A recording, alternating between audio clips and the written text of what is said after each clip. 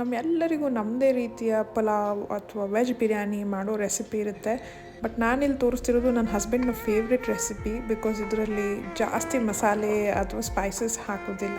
ನಾನು ಯಾವಾಗ ಪಲಾವ್ ಮಾಡಬೇಕಂದ್ರೂ ಶುಂಠಿ ಬೆಳ್ಳುಳ್ಳಿ ಹೆಚ್ಕೋಬೇಕಾದ್ರೆ ಹಸ್ಬೆಂಡ್ ಬಂದು ನೋಡ್ತಾರೆ, ಚೆಕ್ ಮಾಡಿ ಹೇಳ್ತಾರೆ, ಇಷ್ಟೊಂದು ಶುಂಠಿ ಬೆಳ್ಳುಳ್ಳಿ ಹಾಕ್ಬೇಡ, ಬಾಡಿಯಲ್ಲಿ ಎಕ್ಸಸ್ ಹೀಟ್ ಆಗುತ್ತೆ, ಆದಷ್ಟು ಕಮ್ಮಿ ಮಾಡು ಅಂತ. ಅವ್ರು ಹೇಳೋದು ಕರೆಕ್ಟೇ. ಸೊ ನಾನು ಆದಷ್ಟು ಮಸಾಲೆಗಳನ್ನ ಕಮ್ಮಿ ಯೂಸ್ ಮಾಡೋಕ್ಕೆ ನೋಡ್ತೀನಿ.